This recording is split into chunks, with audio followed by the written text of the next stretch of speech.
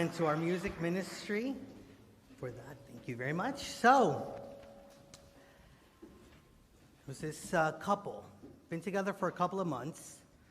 She was waiting for him to propose. It just wasn't coming. And wouldn't you know, Jane was her name. All of a sudden, Jane received $10 million when her grandfather passed away. Who would have thought? But Michael proposed the following week. Now, after a few months of married life, Jane noticed that actually her very good-looking, very witty, very funny, very nice husband wasn't necessarily paying as much attention to her as he was to others when they were going out, and she even caught him flirting with some other people every so often. So she decided that she just needed to confront him. So she goes up to him and says, "Let me just ask you, was the only reason you married me because my grandfather left me $10 million when he died?" And with a disbelief in his face, he said, "Don't be ridiculous. I don't care who gave you that money."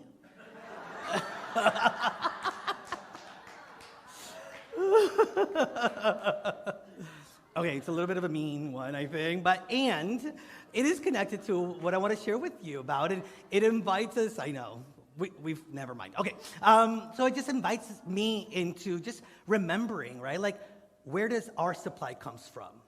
Where does our money come from? Where does our prosperity come from? Where does our health come from? Where does our joy come from? Where do the resources that we have in life to move through life, where do they come from?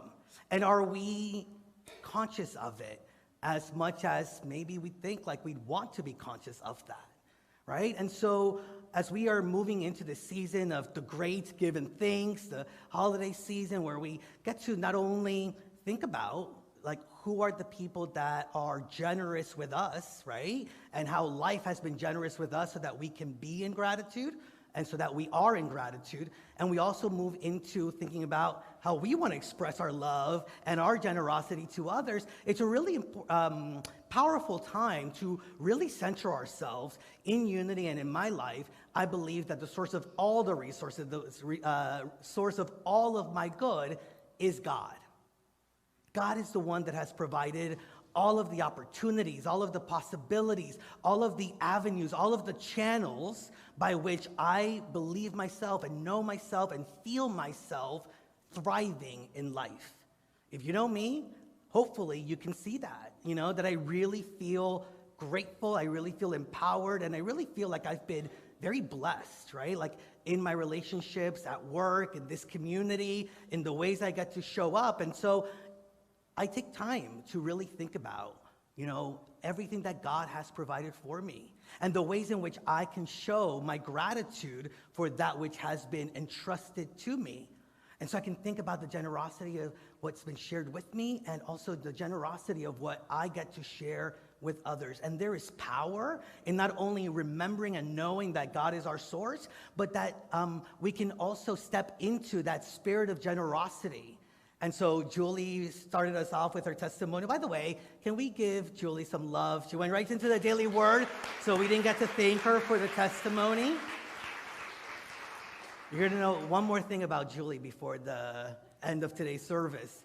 But she started us off with, a Bible verse on tithing itself. And there are so many Bible verses that deal with generosity, with giving, with tithing itself. You have 2 Corinthians chapter 9, verses 11. You will be enriched in every way for your great generosity. Acts 20:35 says, it is more blessed to give than to receive. And in Proverbs 11:25, a generous person will prosper. Whoever refreshes others will be refreshed. And it's not just in the Christian sacred text, right? Buddha said, if I knew as I do the power of giving, you would not let a single meal pass without sharing some of it. And from the Bhagavad Gita, the Hindu sacred text, from the wealth you have earned by rightful means, take out 1/10 as a matter of duty and give it away.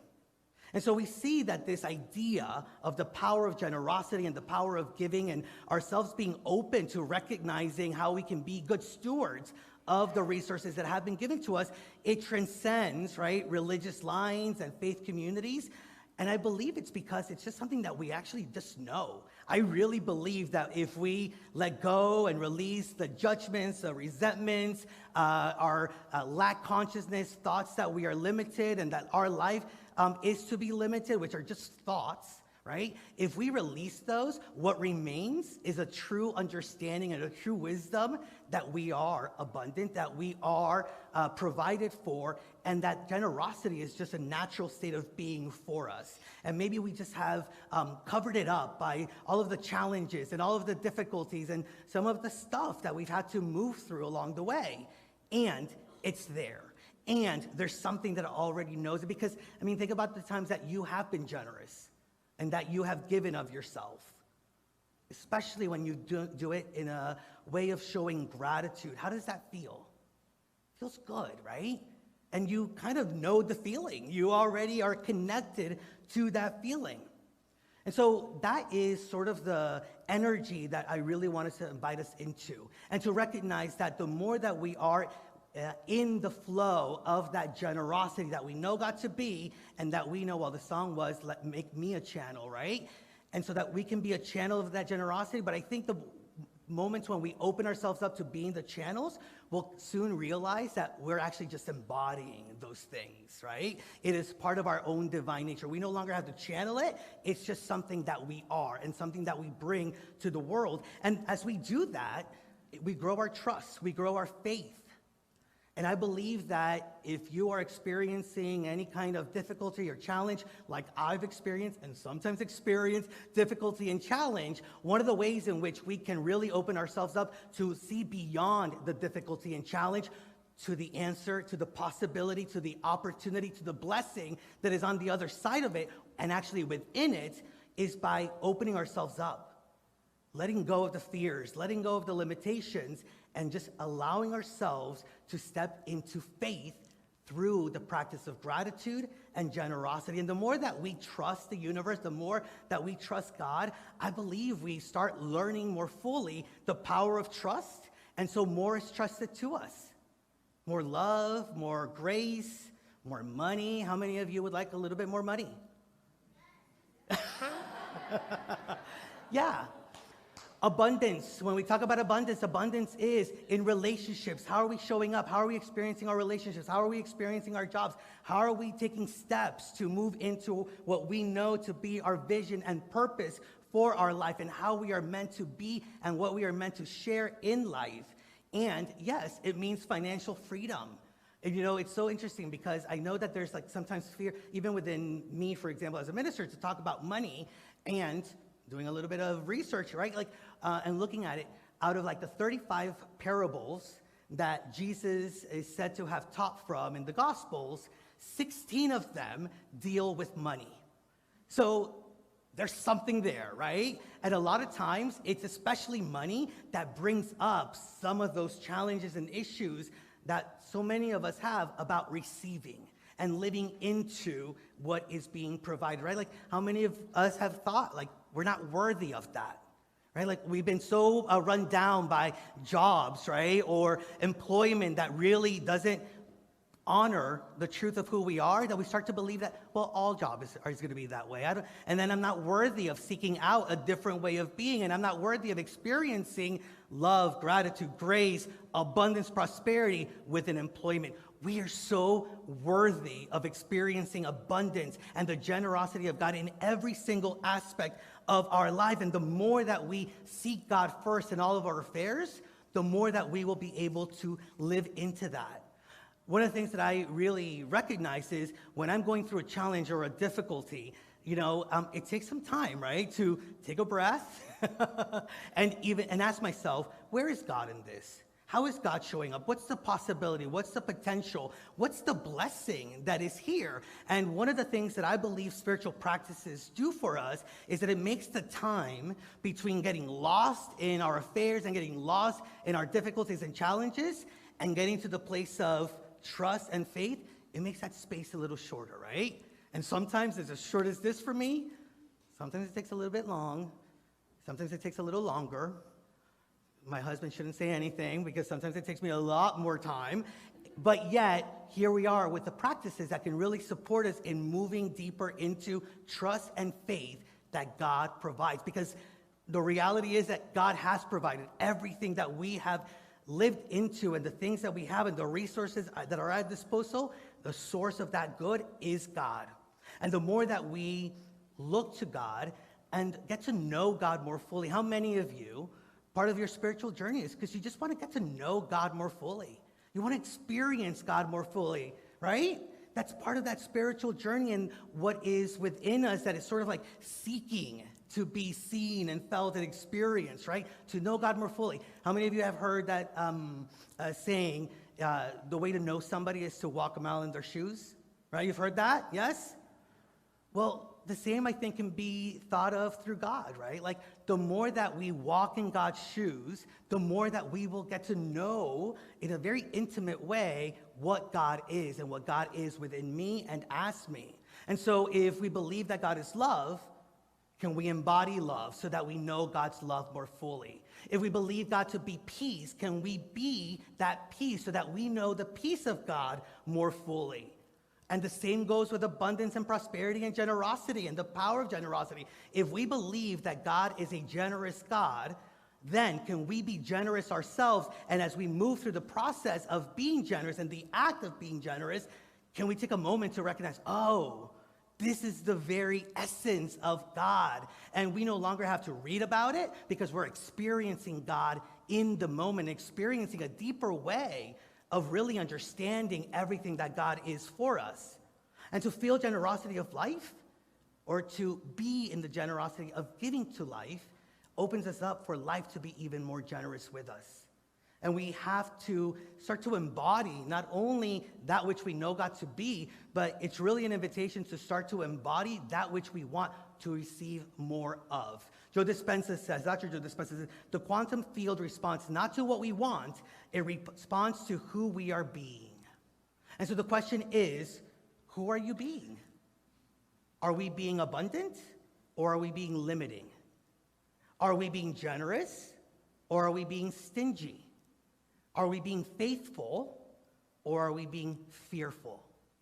And that's a choice that we get to make. And it's a choice that we get to make moment by moment, and especially right now, a choice that I'm asking all of us to commit to recognize what it is and what's the essence of how we're showing up in our life. And to me, the power of the practice of tithing is what has gotten me to walk in those shoes. It is what has gotten me to look beyond the limitations and beyond the fears that I may have, right? Because tithing as a practice, and we're going to talk a little bit more about this, is really about stepping through the limitations. Tithing, the idea of tithing is to give back to God before anything else, to honor, to acknowledge, to see, to invite an awareness of God moment by moment in all of the channels that we are receiving prosperity and abundance and we are being resourced with, and to be able to hold and be in that space of just trusting and having faith in God.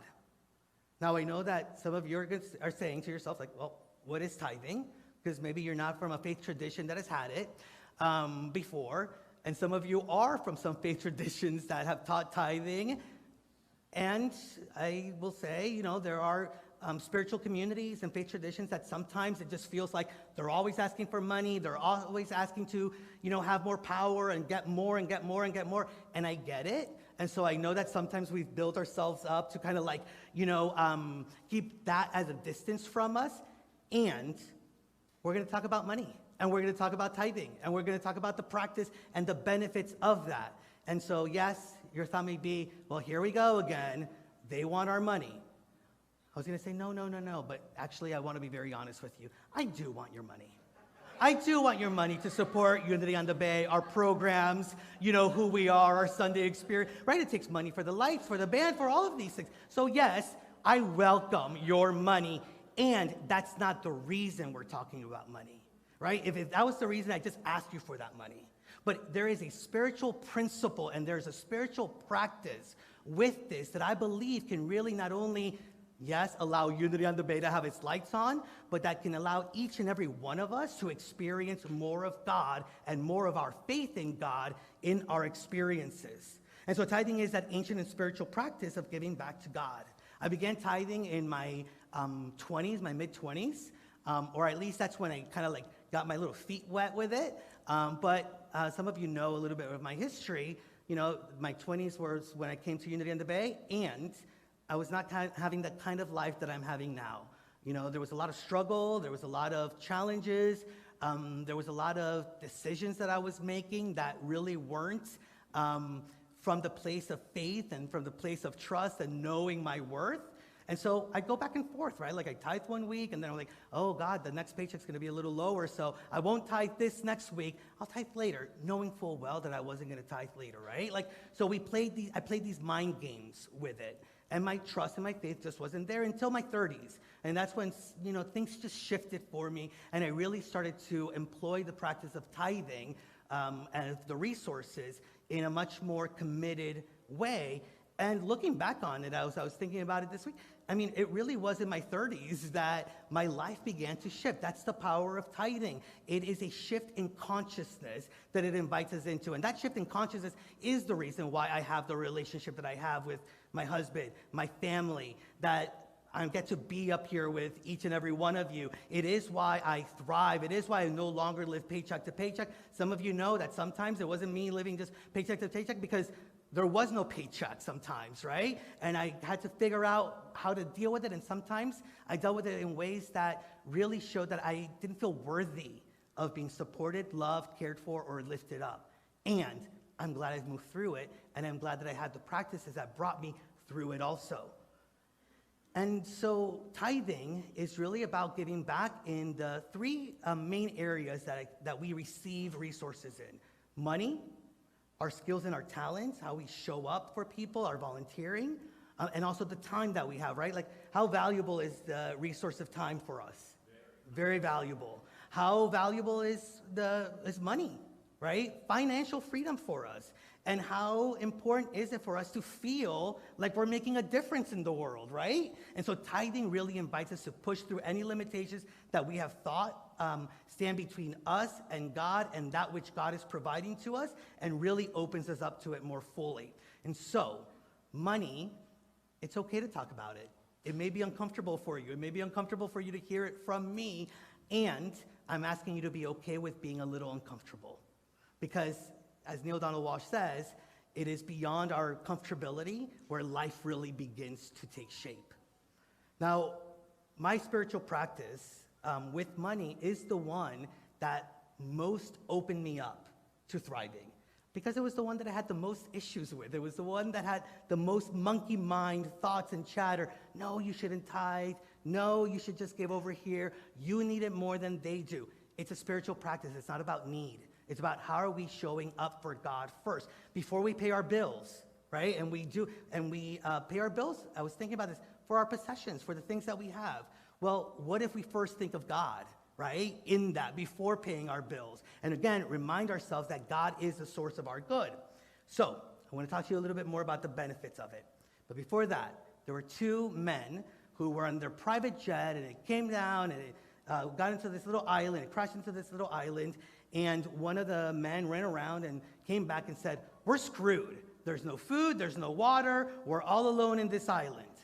The other guy says, "Don't you worry," like being all just comfortable, folded his arms and said, "We're not screwed. I make over $100,000 a month." And before he could finish that sentence, the guy said, "You didn't hear me. There's no food, there's no water, there's nobody here in this island." He's like, "You didn't let me finish. I make over $100,000 a month, and I tithe 10% of that every month to the church. Don't you worry. My pastor, he's going to find us."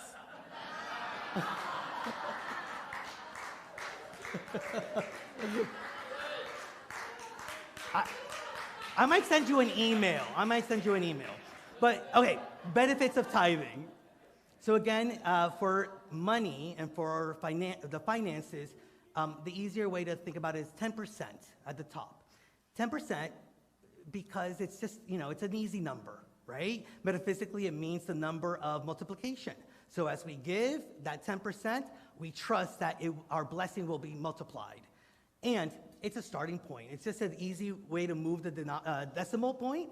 And then as you continue to become more and more comfortable with generosity, just allow it to continue to express itself through you. And when we do commit to tithing, benefits. One, again, we've just made God our primary intention that we have, as Matthew 6:33 says, but strive first for the kingdom of God and his righteousness, and all these things will be given to you as well. So when a challenge comes, when a difficulty comes, we don't get stuck in the challenge and difficulty, but we think of God first. And every time we do that, doesn't it just get a little easier the next time? And so again, the practice of tithing is to do just that, to help us make it easier to remember God in all of our affairs. Another benefit of tithing, that we begin to see ourselves as worthy. See, that's the practice of generosity to me. Because so many times, one of the reasons that stops me from being generous is, well, I don't have enough, or I'm not enough, or what I can contribute is not enough, right? Have you ever had those thoughts come up for yourself? Well, all of a sudden, we are being generous, we are giving, and we are reminded that what we do and how we do it does make an impact. Charles Fillmore, co-founder, says, "It is God's good pleasure to give us the kingdom, and all that God has is ours. But we must have the faith and the courage to claim it."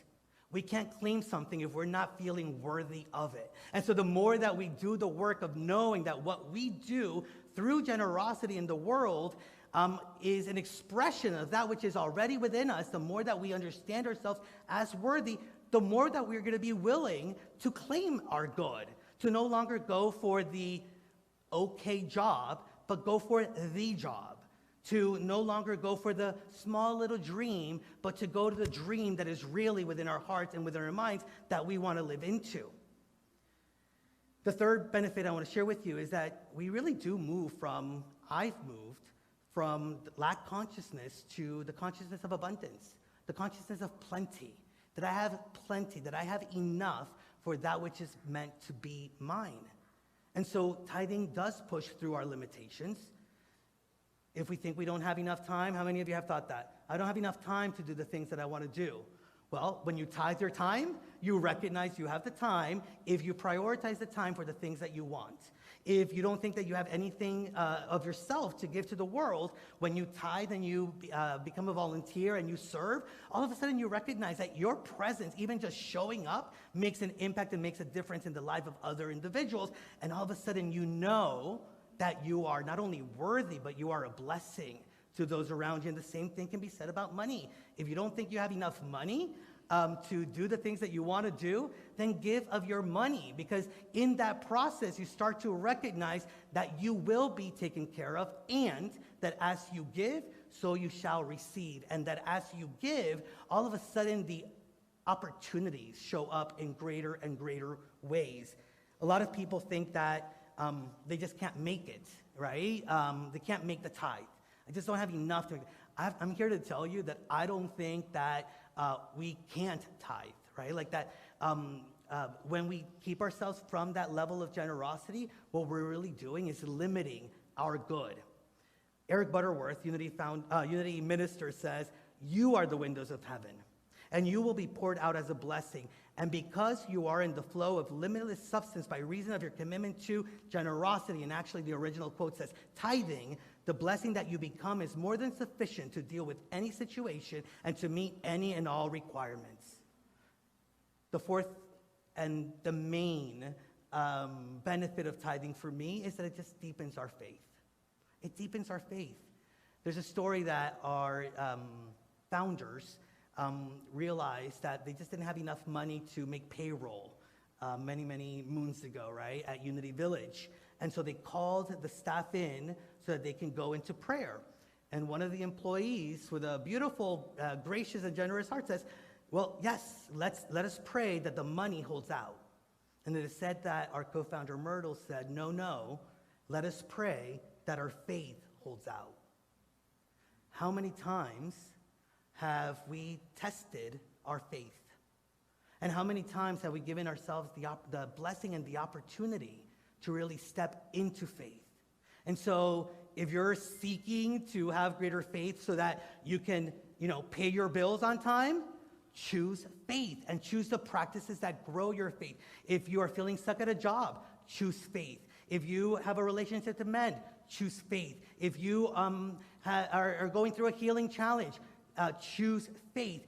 And the choice of faith becomes easier and easier with every choice that we make. If we don't think we have enough, let us have faith that we will be provided for. And especially as we're moving through the most deep and rooted feelings and beliefs that we have around money and around our prosperity, the greater the blessing will be. Now, Julie, it just worked out because I didn't think I was going to speak about this, but I've known Julie, who gave the testimonial, for many years, and she's part of my abundance also. Some of you have heard this story. So about 10 years ago, we were moving into our new home, my husband and I and our son. We had just signed the contract, we had just gotten the key, and we were just going through the garage with our sofa into our new home. It was a Friday. Tom was supposed to start a new job on Monday. He gets a phone call. We put the sofa down. He picks up the phone, and it's the new job that says HR made a mistake. They didn't do all their due diligence and everything that they needed to do, and he wasn't going to be able to start his job on Monday. It was going to be a semester, maybe even 2, before he could go and teach and be in that job. What would be most of our responses in that moment? Right? And I could see it. I could see it in Tom's eyes, right? But there was something, again, it's that faith that all of a sudden shows up because you've done the practices and you've gone through the motions, that it just starts to show up in greater ways. And something within me said, you know what, Tom, let's just trust this. Take some time to know what it is you really want to do and to really what's going to bring you joy. And let's just, the only thing I ask you is that you not ask me to stop tithing. Because it is through tithing that I know that I can trust and have faith that we will be taken care of. About 3 months later, Julie actually called Tom and said, Tom, I think I have the perfect job for you, and you should apply. He applied, he got the job, and 3 months in, right, of this time of uncertainty, he started making twice, if not a little bit more, than what he would have made at the other job. Right? The power of faith and the power of trust in that moment. Now, Arthur Brooks, he's a researcher, he's actually shown that the more generous somebody is, the more in the long run they'll end up making. Not that the more money you have, the more generous you are, but the more generous you are, you actually start to build more wealth. That's just science, right? And I'm not going to stand up here and tell you that by tithing you're going to be rich. You could, but I'm not going to promise that. What I'm going to promise is that you will be blessed. And if you think about it, isn't that the feeling and the consciousness that we want? To just feel the blessing of God in our day-to-day lives. So the invitation is for you to try it out. The invitation is for you to step into it with faith and to not think about it too much, because guess what? I've been there. The moment that I was thinking too much about it, what the monkey mind tells us, the million reasons why we shouldn't try something out. How many of you have experienced that, where you're invited into an opportunity and all of a sudden all the reasons why you shouldn't do it show up and it stops you or delays you? But then you do it once, and you realize, why didn't I do this before? Why didn't I just allow this before? I'm going to invite you to feel that way and to move into tithing in that same way with that same faith. Catherine Ponder says, sometimes persons of moderate means feel that it would be a hardship to begin tithing and dismiss it as a practice for the rich. However, the consistent practice of tithing is a means of establishing anyone in consciousness of consistent giving, which opens the way to consistent receiving. As our ushers come forward, and the ushers have something for you from Unity on the Bay, not only do you receive from Unity on the Bay, hear this, we receive from each and every one of you. You each are a part of the spiritual nourishment that is Unity on the Bay. And so our ushers are coming forward with an envelope for you. And as you're receiving that, just join me in affirming that through the power of generosity, we can show up in the world with trust and faith in God. And so affirm with me, I am being poured out as a blessing and I am blessed. Do you believe that? Just say that with me. I am being poured out as a blessing and I am blessed. Turn to somebody near you and say that out loud. I am being poured out as a blessing and I am blessed. And now just put your hand to your heart and say it one more time. I am being poured out as a blessing and I am blessed. Remember, we are the windows of heaven, and we get to choose to allow heaven here and now. We are the windows of heaven, and so we get to open ourselves up to be poured out into the world, not only so that we and others can live heaven on earth, but that through our faith, we can all be lifted up. That is the power of generosity, that is the power of tithing, and that is the power of taking the practices to trust and have faith in God. Everyone, be blessed. Receive this gift from us as a blessing and as a gratitude, and let it be what invites you into even greater generosity with God. Namaste. Thank you for visiting our YouTube channel. We post new videos every week to keep you positive, present, and inspired to your divinity. So now please click on the subscribe button below and hit the notification bell. Remember to share this with your friends and family. We love you, we behold the Christ in you, and we see you doing great things.